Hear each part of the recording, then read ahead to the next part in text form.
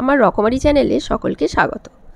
আজ আমি বানাবো ঘরোয়া উপকরণ দিয়ে একটি খুব সহজ পদ্ধতিতে চটজলদি হেলদি ব্রেকফাস্ট।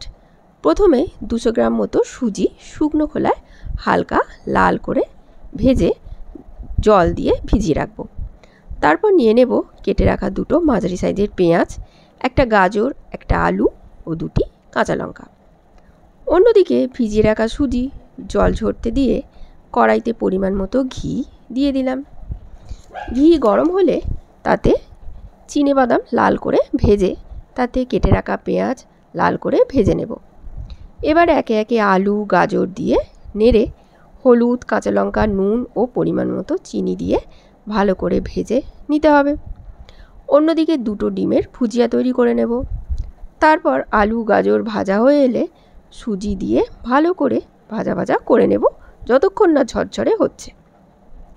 এরপর ডিম ভুজিয়া দিয়ে নেড়ে নিলেই রেডি আমাদের আজকের তৈরি হেলদি ব্রেকফাস্ট নোনতা সুজি, যা ছোট থেকে বড় সকলেরই স্বাস্থ্যের পক্ষে ভালো।